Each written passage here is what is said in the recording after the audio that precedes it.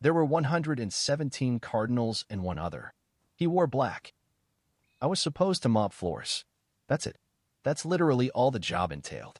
A temp janitorial gig through a European contractor that sounded shady as hell. No public listing, no HR, just a man named Johnny who met me in a Roman cafe, paid me in cash, and said, "Clean what you're told. Never speak unless spoken to. No phones." The Vatican was hiring, he said, for low-level maintenance during a private event. I didn't know jack about Catholicism, but I knew the Sistine Chapel was off-limits during Conclave, that secretive ritual where a bunch of cardinals elect the next pope behind locked doors. But Johnny didn't care. He just handed me a lanyard with no name and said I'd be given instructions. Just one night, he said. No questions. I figured I'd get to see Michelangelo's ceiling up close. Maybe snap a photo on the sly. One for the books, you know? Instead, I got locked in with 117 men in crimson robes, and one they didn't speak to directly. He wore black. No cardinal's ring. No cross. Just silence. And when he entered, they stood. I wasn't supposed to be in the chapel when the doors closed. I'd been behind a curtain in a corner niche, scrubbing ancient tiles when the final bell tolled. I froze, waiting for someone to call out. No one did. They were too busy watching the man in black place something, a sealed wooden box, at the altar. A Swiss guard locked the doors from the outside. The sound echoed like a verdict. I pressed myself flat against the wall. Hidden. Forgotten. The ceremony began. They spoke in Latin. Some parts were formal, almost theatrical. Others, not so much. It wasn't just prayer. They were chanting. Rhythmic. Like a pulse. It grew louder. Deeper. Then the box at the altar opened. I expected books. Scrolls. Sacred relics, maybe. What I didn't expect was the thing inside to move. It jerked. Twitched. One of the cardinals gasped and had to be supported by the others. The man in black said nothing. Just raised his hand, and the room fell into silence again. The box kept moving. Whatever was inside was alive. That's when I realized this wasn't a vote. This was a feeding. At first, I thought it was an animal. A small one. Maybe a bird. The Vatican loved metaphors, right? Doves and all that. But the way the thing inside the box moved wasn't natural. It didn't flap. It twitched. Like something broken trying to remember how to be alive. The cardinals surrounded it in a wide arc. They didn't look scared, more like braced. Some had their heads bowed. Others were openly sweating through their crimson robes. Then the man in black spoke for the first time. Not Latin. Not Italian. Just a single phrase in a language I'd never heard. And the box fell silent. I pressed a shaking hand to my mouth. I was still crouched behind the velvet curtain near the side altar, close enough to see their faces but not be seen myself. One of the chandeliers flickered. The air turned thick, like the chapel itself was holding its breath. Then it began. Each cardinal stepped forward, one by one, and placed a hand on the edge of the altar. They didn't vote. They didn't write anything. They spoke directly to the box. I couldn't hear what they said, not at first.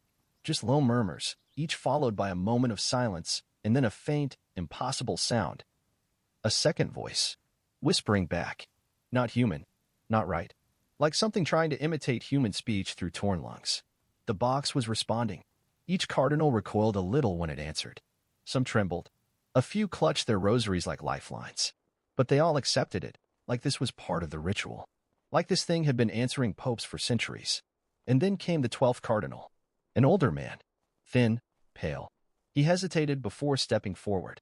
He didn't touch the altar. Didn't speak. He looked directly at the man in black and shook his head. Everything stopped. The man in black tilted his head slightly. And then he nodded once. 2 guards appeared from behind the curtains. Not Swiss. Not even in uniform. Just 2 men in dark suits with blank faces and empty eyes. They escorted the 12th cardinal away. Not gently. He didn't struggle. He just whispered something as they dragged him through the chapel doors. And then, the 13th voice spoke. Louder than the rest. Clearer. From inside the box. A long, rattling breath. Then, one defies. One must replace. The man in black turned to the cardinals. Bring the substitute. The cardinals murmured something in unison. Latin again. The tone was different this time, like pleading. Like regret. And then one of them walked toward the corner. Toward me. I froze. My blood went cold. There was no one else back here. No one else hidden.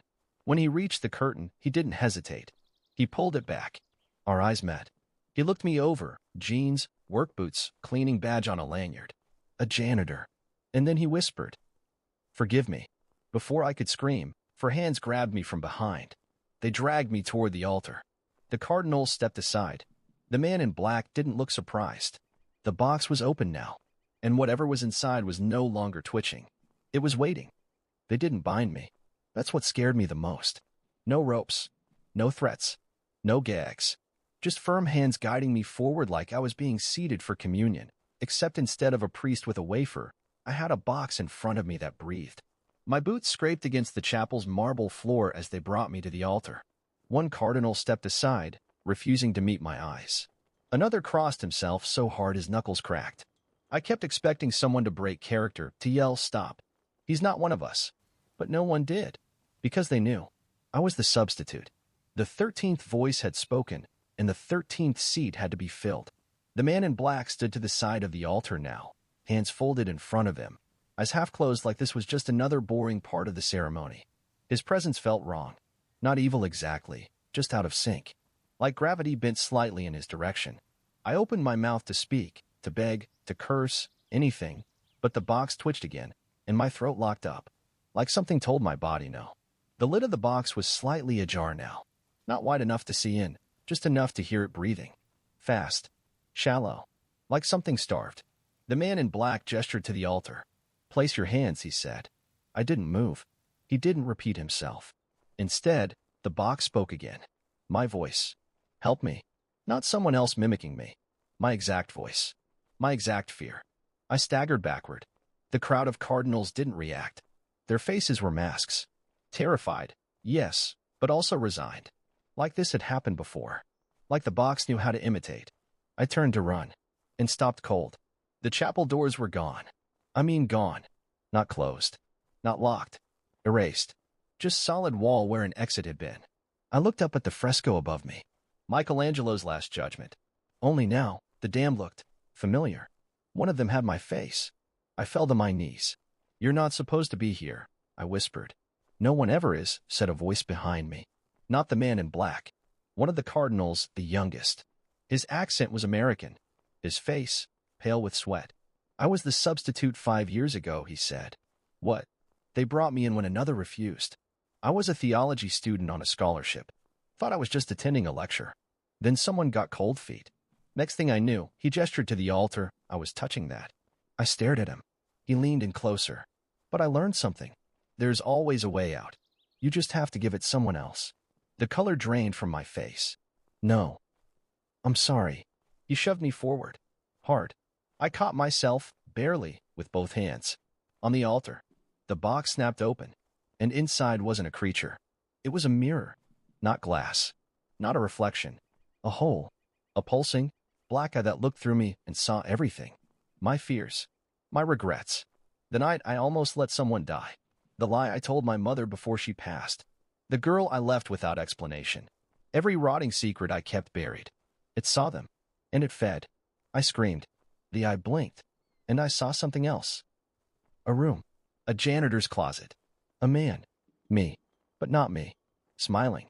Holding a mop. Walking through the chapel doors I couldn't see anymore. The eye showed me my replacement. I was still screaming when the eye blinked again, and this time, the scream didn't come from me. It came from inside the box. My hands wouldn't move. My body was frozen, knees on marble, palms pressed to the altar like the damn thing was magnetized to my skin. The eye didn't just look through me anymore. It looked into me. And worse, I could feel it looking at others too. I saw memories that weren't mine. A child locked in a crypt under a stone cathedral. A man whispering Latin into an open casket. A red-robed figure smearing ash across his face as bells tolled backwards. And a phrase repeated, over and over, echoing inside my skull. "The voice of God requires a vessel." A hand gripped my shoulder. The man in black. Only now, he looked different. The skin under his collar was cracked, not wrinkled, not scarred, cracked, like dry earth. His fingers were too long, the joints wrong. And his eyes, oh God. They weren't eyes. They were mirrors. When I looked into them, I saw myself at the altar. But in the reflection, I wasn't panicking. I was smiling. Serene. Empty. The man in black spoke, voice echoing in my head. "You've been chosen." I tried to pull away. My muscles wouldn't respond. "You don't need my body," I said through gritted teeth. "You've got a room full of volunteers." He leaned close. I could smell the ash on his breath.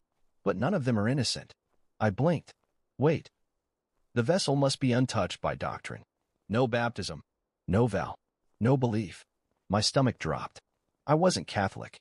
I joked about it during onboarding. "Just a janitor," I'd said. Never stepped foot in church till today. And that's what sealed it. I was blank. I was the perfect container. I wasn't supposed to witness the ritual. I was supposed to complete it. The cardinal who'd whispered to me earlier, the one who said he'd been a substitute, now stepped forward, tears in his eyes. "I'm sorry," he said again, "but this is how it continues. The Conclave doesn't elect the Pope." He pointed at the box. "It protects the world from that." I looked down at the eye. It was closing now. Slowly. But not because it was done. Because it had decided. And then for the first time, I felt something pour back into me. Like molten light. Like my bones were being rewritten. My spine arched. I screamed again this time, in Latin. Words I didn't understand came out of my mouth. I wasn't in control anymore. And all around me, the cardinals knelt. Even the man in black. Their heads bowed. And I understood. They weren't voting for a pope. They were binding a god. To a human shell. To me. And when I looked up, Michelangelo's Last Judgment had changed again. In place of Christ at the center of the fresco, my face. Eyes open. Mouth smiling. Hands raised like a blessing. They dressed me in white. Not the soft, sanctified white of papal robes, no. This was bone-white linen, cold and stiff, like it had been waiting in a drawer for centuries. The man in black handed it to the cardinals, and they draped it over me like I was being embalmed. I didn't walk. I was walked. 2 cardinals on each side, steadying me like pallbearers, eyes wide, lips moving in silent prayers they didn't even believe in anymore. I didn't resist, couldn't. Whatever was inside me had settled. Not a possession. Not a voice in my head. It was a presence. Ancient. Terrified. Exhausted. And now awake. The Sistine Chapel ceiling stared down in silence as I passed under it. The Last Judgment was blank again. My face gone. The central Christ restored. As if the chapel itself was gaslighting me. But I knew what I saw. I was what I saw. The cardinals led me to a chamber behind the chapel, narrow, candlelit, and lined with tapestries too blackened with age to reveal what they once depicted. In the center, a marble basin filled with dark water. The man in black stood behind it. "This is the seal," he said. "The last rite." I wanted to ask what happens next, but my lips didn't move. Instead, I knelt. My hands dipped into the water. And I saw everything. Wars. Plagues. Masses kneeling before gold crosses and burning cities. Saints and tyrants with the same face. Men crowned by blood. Women silenced by scripture. And beneath it all, the thing I carried now.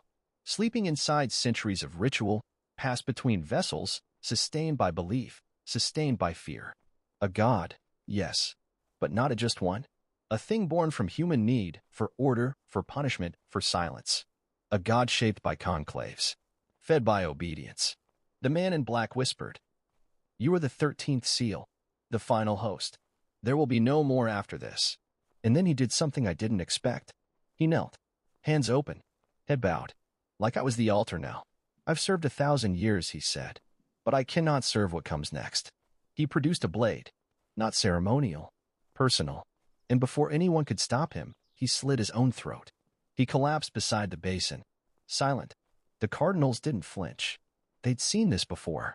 I stood, walked, barefoot, out of the chamber, through the Vatican halls, now lit for day. Tourists gathered behind velvet ropes, none of them knowing that 20 feet above their heads, something had changed forever.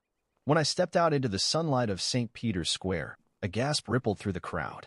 Phones were raised. Cameras clicked. A new white figure on the steps of the basilica. No pope had been announced. No smoke had risen. No press release had gone out. And yet, they knew. I opened my arms. Not because I wanted to. Because it was time. And then I spoke, for the first time in a voice that was fully mine, and not mine at all. The conclave has ended. The world begins again. And in the crowd below, Johnny was watching. Still in his cafe uniform. Smiling.